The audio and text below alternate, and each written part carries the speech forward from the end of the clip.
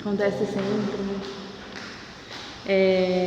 Bom, Vini e a Gé, né, estão aqui pela primeira vez, eu acho. O intuito não é sair daqui PhD em nada, até porque sou eu que estou falando, então eu tô até com vergonha. Mas tá tudo bem. E a gente vai estar falando sobre as virtudes, né? E aí, na última formação sobre as virtudes, a gente falou sobre as virtudes teologais, que é fé, esperança e caridade. Falamos um pouquinho do que são as virtudes, e aí, no meio disso, a gente falou sobre a vida de alguns santos também. Então, só para contextualizar, o Pedro também não estava. As virtudes, no geral, elas servem para nos tornar semelhantes a Cristo. Então, elas servem para nos educar, né, de forma que a gente consiga ter atitudes, ter uma disposição habitual para fazer o bem. Né? E aí as virtudes teologais, elas têm o intuito de nos aproximar dessa natureza divina de Cristo. Então, a fé, ela é necessária para que a gente continue vivendo, né, todas as nossas práticas dentro da igreja, né, trazendo para a nossa realidade. Se a gente não tem fé, por que a gente está aqui? Né? Afinal, por que a gente existe? Né? A esperança é a virtude que nos torna alegres, né, mesmo diante das provações e tentações habituais. E a caridade, para além do assistencialismo, né, que a gente até discutiu um pouco na formação passada, ela é aquilo que na prática, né, nos faz chegar ao outro, né, diante desse amor autêntico, desinteressado, né, e sempre levando a verdade com V maiúsculo, né, que é nosso Senhor Jesus Cristo. Então toda virtude ela tende a ser um ato bom. O que não é virtude é vício. E aí, essas virtudes humanas, essas disposições que nós vamos falar hoje, elas são as virtudes cardeais. Então, primeiro a gente vai entender o que são as virtudes cardeais. Para isso eu usei o catecismo, estou usando o catecismo, né? Se alguém quiser acompanhar, depois pode acompanhar também. São 4 as virtudes cardeais, que no caso é a prudência, a justiça, a fortaleza e a esperança. E eu sempre vou tentar falar sobre elas e relacionar com algo do nosso dia a dia, né? O que a gente pode fazer para estar exercitando, para ter uma finalidade, um fundamento. Então, as virtudes cardeais, elas funcionam como uma dobradiça, segundo o catecismo. E aí elas são chamadas cardeais porque todas as outras elas vão se agrupar em torno delas. Prudência, justiça, fortaleza e temperança, então. Ama-se a retidão? As virtudes são seus frutos. Ela ensina a temperança e a prudência, a justiça e a fortaleza. Essas virtudes são louvadas em numerosas passagens da Escritura sob outros nomes. Então, como está dizendo aqui, se a gente quer ser reto, a gente tem que praticar. Vamos começar falando da prudência, então. A prudência é a virtude que dispõe a razão prática a discernir, em qualquer circunstância, o nosso verdadeiro bem e a escolher os meios adequados para realizá-lo. O homem sagaz discerne os seus passos. Sede prudentes e sóbrios para vos entregardes às orações. A prudência é a regra certa da ação. Escreve São Tomás, citando Aristóteles. Não se confunde com a timidez ou medo, nem com a duplicidade ou a dissimulação. Bom, por quê, né? Porque conduz às outras virtudes e indica a regra e a medida. Vamos contextualizar para a Quaresma, que é o que a gente está vivendo. Seria prudente da nossa parte se a gente escolhesse de cara fazer uma penitência, uma mortificação que nos deixasse acamados, por exemplo? Não seria prudente. Chegaria a causar até escândalo. Isso seria um ato bom, uma prática boa? De modo geral, a gente desejar esse tipo de ação? Não. Em todas as nossas atitudes, a prudência é aquela que vai trazer a nossa razão em primeiro lugar, para que a gente pense se é um ato que vai agradar o coração de nosso Senhor ou não. Seria prudente se a gente quisesse realizar caridade de modo tão extremo ao ponto da gente dar a chave da nossa casa para alguém que a gente não conhece e falar: essa noite você pode dormir aqui. Não seria prudente, seria colocar a nossa vida em risco.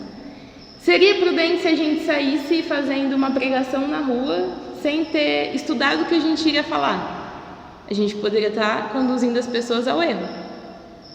Então a prudência, ela é a virtude, né, que vai guiar o homem, que vai guiar a vida do homem em todos os sentidos. Tanto na vida de oração, quanto na vida de penitência, na obediência. Na vida de oração principalmente, porque a gente tem uma tendência de, no começo da caminhada, querer rezar o rosário, depois do rosário ir lá rezar todas as ladainhas. A ladainha da humildade, a ladainha da providência, o terço da misericórdia, e aí depois a gente não dá conta. Então, prudência. E aí, depois da prudência, vem a justiça. A justiça é a virtude moral que consiste na vontade constante e firme de dar a Deus e ao próximo o que lhes é devido. A justiça para com Deus se chama virtude de religião. Para com os homens, elas nos dispõem a respeitar os direitos de cada um e estabelecer nas relações humanas a harmonia que promove a equidade em prol das pessoas e do bem comum. O homem justo, muitas vezes mencionado nas Escrituras, distingue-se pela correção habitual de seus pensamentos e pela retidão de sua conduta para com o próximo. Não favoreces o pobre, nem o prestigies o poderoso, Julga o próximo conforme a justiça. Senhores, dai ao vosso servo o justo e equitativo.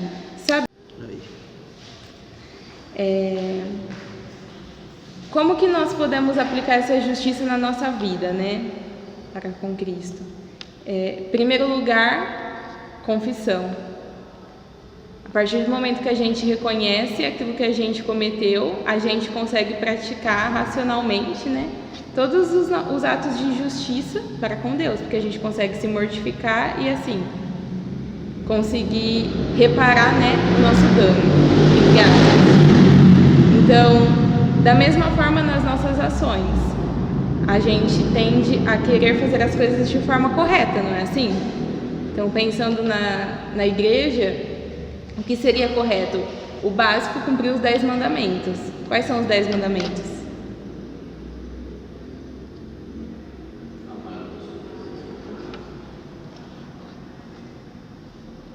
Quais são os 10 mandamentos? Católicos. Pode falar. Tem mais 8.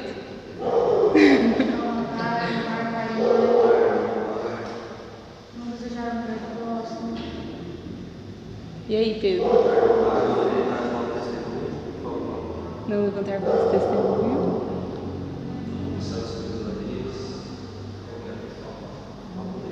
Eu acho que eu não falar sessão de novo. Muito bem, dá pra ver que vocês estão sabendo os 10 mandamentos, dá pra aplicar certinho a justiça, todo mundo que sabe o que tem que fazer pra honrar nosso Senhor Jesus Cristo.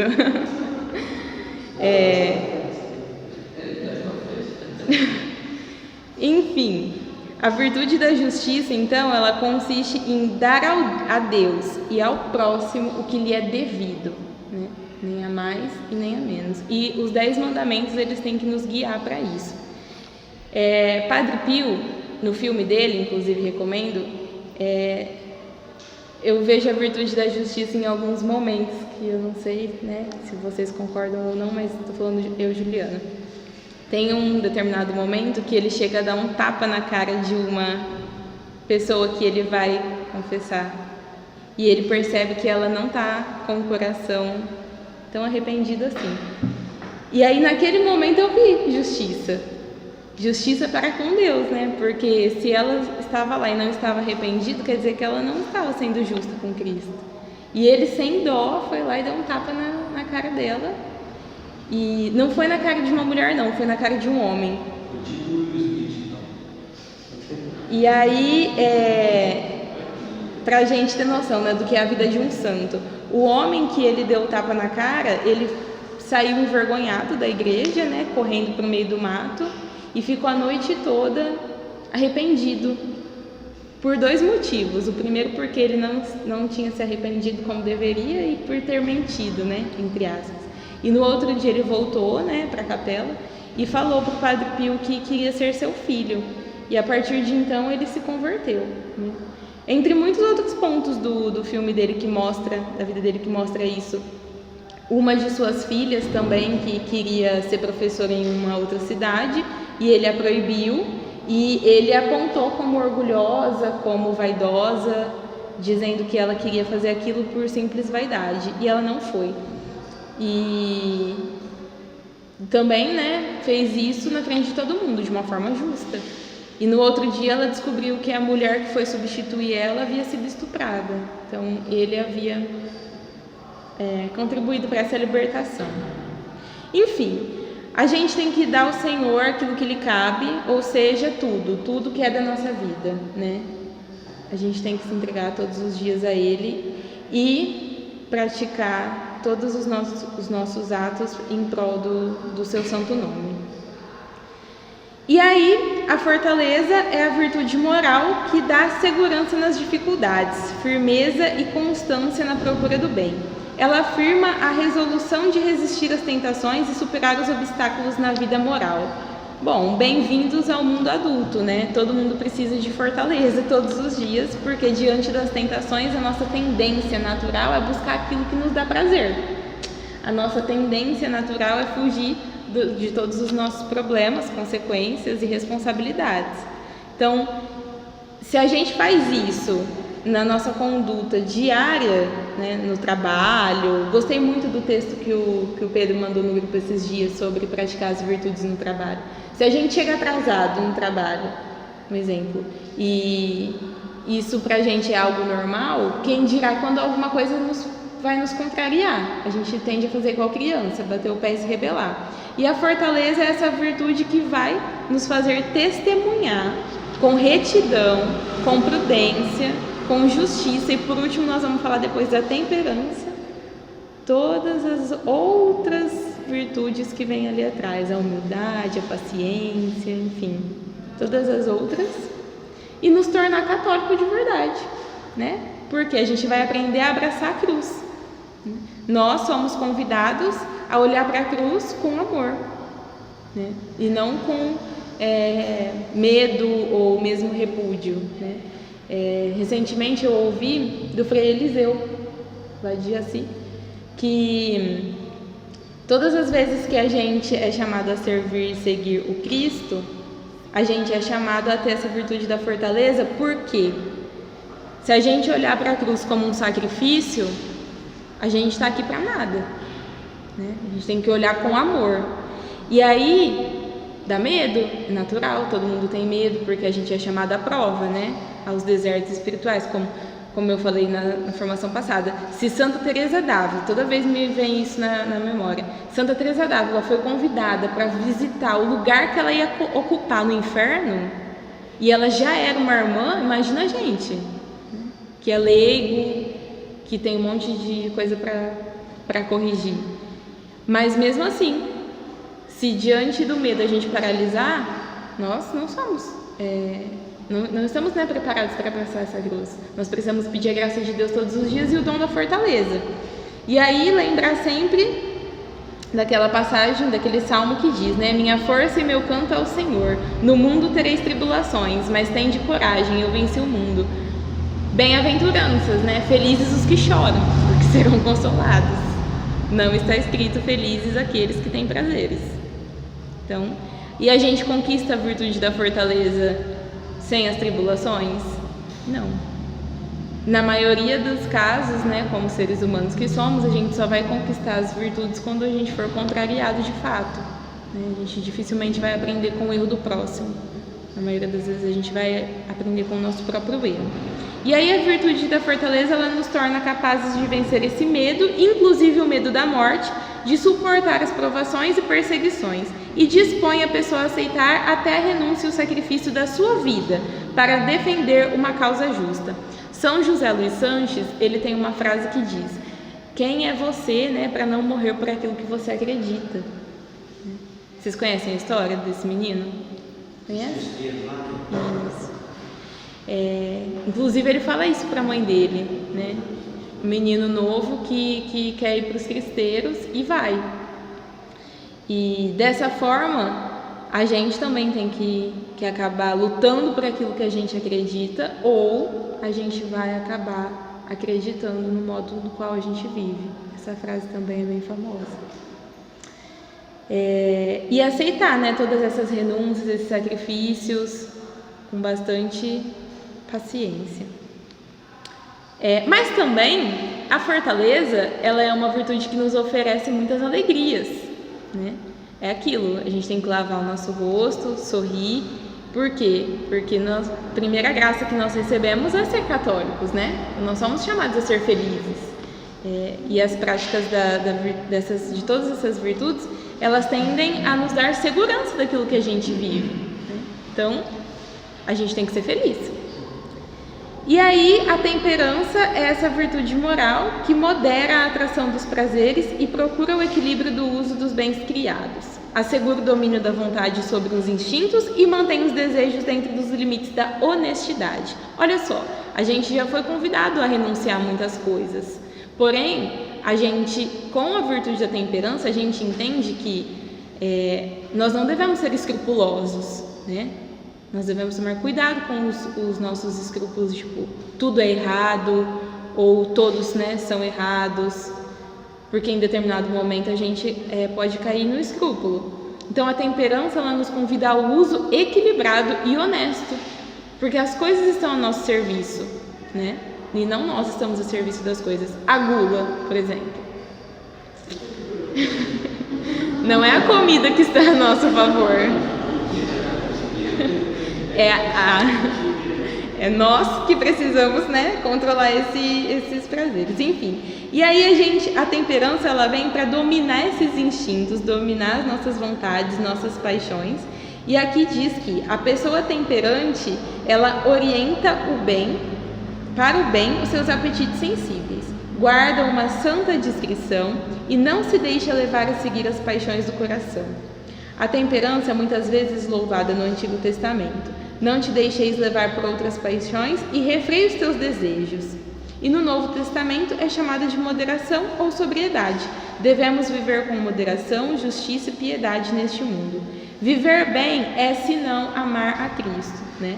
E nós vivemos no século, né? Nós estamos aqui no século 21. E aí nós somos chamados a amar a Cristo diante da nossa realidade, por meio da temperança, com fortaleza, né? Pode falar, Zé? Utilizando da prudência, enfim, sendo obedientes a Cristo e também praticando a justiça. Basicamente, essas são as 4 virtudes cardeais. Elas asseguram as outras virtudes. E aí, para finalizar, eu vou ler um pedacinho do suco que eu trouxe na outra formação, que eu separei para esse também, que é o da vida interior. Consegue mais aquele que importuna mais de perto. Por isso, aproxima-te de Deus e empenha-te em ser santo. Gosto de comparar a vida... Isso é São José Maria Escrivá falando, tá? Gosto de comparar a vida interior a uma veste. A veste nupcial de que fala o Evangelho. O tecido compõe-se de cada um dos hábitos ou práticas de piedade, que como fibras dão vigor ao pano. E assim como se despreza um terno com um rasgão, mesmo que o rosto esteja em boas condições, se fazes oração, se trabalhas, mas não és penitente ou ao contrário, a tua vida interior não é, por assim dizer, cabal. Ou seja, a gente precisa se decidir e exercitar as virtudes para que a gente consiga, assim, ter essa veste nova, de fato. Vamos ver quando acabas de entender que o teu único caminho possível é procurar seriamente a santidade. Decide-te, não te ofendas, a tomar Deus a sério. Essa tua leviandade, se não a combates, pode terminar numa triste farsa blasfema. Umas vezes deixas explodir o teu mau caráter, esse que em mais uma ocasião aflora em uma dureza disparatada. Outras, não cuidas de arrumar o teu coração e a tua cabeça, para que sejam aposento regalado para a Santíssima Trindade. E sempre acabas por ficar um tanto longe de Jesus, a quem conheces pouco. Assim, nunca terás vida interior. Jesus Cristo, perfeito Deus e perfeito homem.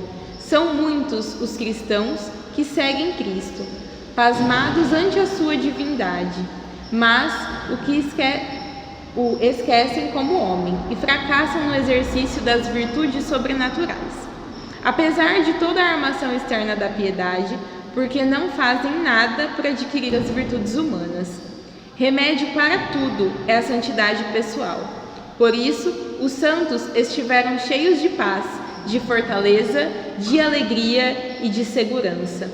Até agora, não tinhas compreendido a mensagem que nós, os cristãos, trazemos aos demais homens, a escondida maravilha da vida interior. Que mundo novo lhes está mostrando! Quantas coisas novas descobristes! No entanto, às vezes és um ingênuo. E pensas que já vistes tudo, que já está a par de tudo. Depois, tocas com as mãos a riqueza única e insondável dos tesouros do Senhor, que sempre te mostrarás coisas novas, se corresponderes com amor e delicadeza, e então compreenderes que estás no princípio do caminho, porque a santidade consiste na identificação com Deus, como este nosso Deus é infinito e inesgotável, é com o amor, mais do que com que tudo, que se chega a compreender as coisas de Deus. Por isso, tens de trabalhar, tens de estudar, tens de aceitar a doença, tens de ser sóbrio, amando. Para o teu exame diário, deixei para alguma hora sem falar com meu Pai de Deus, conversei com Ele com amor de filho. Podes e deves, não queiramos enganar-nos. Deus não é uma sombra, um ser longínquo que nos cria e depois nos abandona. Não é um amo que se vai e não volta mais. Bom, ainda que não o percebamos com os nossos sentidos, a sua existência é muito mais verdadeira que a de todas as realidades que tocamos e vemos. Deus está aqui conosco, presente e vivo. Ele nos vê, nos ouve, nos dirige e contempla as nossas menores ações, nossas intenções mais escondidas. Acreditamos nisso, mas vivemos como se Deus não existisse, porque não temos para Ele nenhum pensamento, nenhuma palavra, porque não lhe obedecemos, nem tratamos de dominar as nossas paixões, porque não lhe manifestamos amor, nem o desagravamos. Como é que a gente pode manifestar esse amor? Como que a gente pode ter essa vida interior?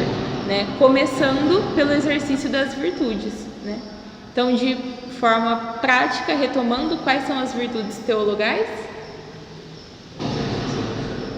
e as cardeais.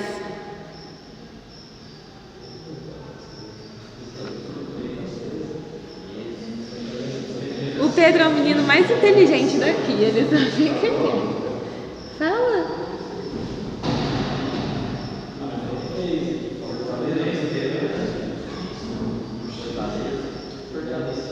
Só lembrou da fortaleza, porque tem cruz, né?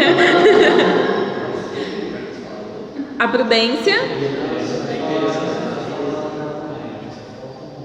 A prudência, que tem que nos ajudar no dia a dia, em todas as nossas ações, em todas as nossas palavras, no nosso jeito, no nosso modo de falar, no nosso modo de rezar, no nosso modo de praticar penitência. A justiça, primeiro no trato para com Cristo, lembrando que Deus é justo sim, que é misericordioso sim, mas também é justo, e depois aplicar a justiça com o nosso próximo. Não vou entrar no mérito do respeito humano, mas acho que dá para entender bem, até que ponto que nós devemos ser justos com o próximo. A fortaleza, para carregar as nossas cruzes com muita alegria, muito fervor, e a temperança, para existir o equilíbrio e utilizar das coisas que nos são oferecidas com honestidade, A vida dos santos está aí para mostrar isso para a gente, E a gente deve usar isso com muito fervor e não esquecer que as virtudes elas só servem para nos assemelhar a Cristo, Então, essa é a finalidade principal. Amém? Ave Maria, cheia de graça, o Senhor é convosco. Bendita sois vós entre as mulheres, e bendito é o fruto do vosso ventre, Jesus. Santa Maria, Mãe de Deus, rogai por nós, pecadores, agora e na hora da nossa morte.